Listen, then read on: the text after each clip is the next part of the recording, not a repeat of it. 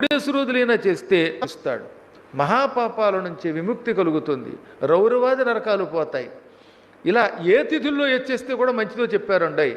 పాడ్యమి నాడు చేస్తే త్రిమూర్తులు సంతోషిస్తారు, ధనాభివృద్ధి.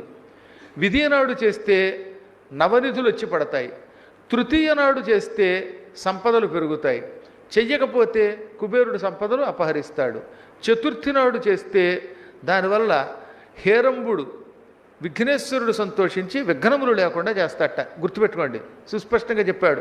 చతుర్థ్యాంతు నరో భక్త్యా శ్రాద్ధం కుర్యాన్ మహాలయం. ఈ మహాలయ పక్షాల్లో చతుర్థి నాడు, 4వ తిథి నాడు తర్పణాలు ఇస్తే హేరంబ పార్వతీసుత పార్వతీపుత్రుడైన విఘ్నేశ్వరుడు సంతోషించేస్తాడు. ఆయన సంతోషిస్తే తస్య విఘ్నాశ్చ నశ్యంతి. ఆ తర్పణములు ఇచ్చిన వాడికున్న ఆటంకాలన్నీ తొలగిపోతాయి, విఘ్నాలు తొలగిపోతాయి. అలా చెయ్యని వాడు నరకానికి పోతాడు. పంచమి నాడు చేస్తే లక్ష్మీదేవి సంతోషిస్తుంది. షష్ఠి నాడు చేస్తే షణ్ముఖుడు సంతోషిస్తాడు, కుమారస్వామి సంతోషిస్తాడు, పుత్ర పౌత్రాభివృద్ధి కలుగుతుంది. అదే సప్తమి నాడు చేస్తే ఆదిత్యుడు సంతోషిస్తాడు, సూర్యభగవానుడు సంతోషిస్తాడు. దానివల్ల రోగం పోతుంది, శరీరం ఆరోగ్యవంతమవుతుంది. అందుకనే పూర్వకాలంలో సప్తమి నాడు సూర్యుడిని చూస్తూ పితృతర్పణాలు ఇచ్చేవారన్నమాట. దానివల్ల ఎన్నో లాభాలు ఉన్నాయట. 1-2 సార్లు ఇందులో చెప్పాడు. సప్తమ్యాంతు తిథౌ మర్త్య శ్రాద్ధం కుర్యాన్ మహాలయం హిరణ్యపాణి భగవాన్ ఆదిత్యస్తస్య శుష్యతి.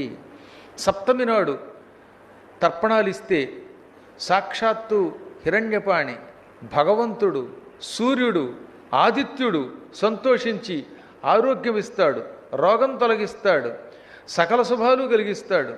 లేదా ఇదిగో రోగాలు పట్టుకుంటాయి.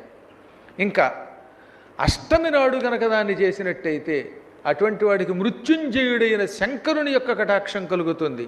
అష్ట సిద్ధులు లభిస్తాయి, ఐశ్వర్యాలు లభిస్తాయి, అష్ట కష్టాలు తొలగిపోతాయి. ఇక నవమి నాడు చేసినట్టయితే దుర్గాదేవి, భగవతి, శాంభవి సంతోషిస్తుంది. ఆవిడ అనుగ్రహిస్తే ఎప్పుడూ మహాశక్తి కలుగుతుంది, తాను అనుకున్న పనులు చేయగలుగుతాడు. దశమి నాడు చేస్తే చంద్రుడు సంతోషిస్తాడు, ధనధాన్య సంపత్తి పెరుగుతుంది. ఏకాదశి నాడు పితృతర్పణాలు ఇస్తే దానివల్ల రుద్రుడు అనుగ్రహిస్తాడు.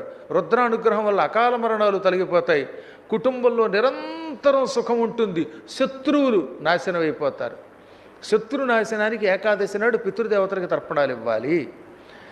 ఇక ద్వాదశి నాడు చేస్తే సాక్షాత్తు శ్రీమన్నారాయణుడు కృష్ణుడి రూపంలో ఇంట్లో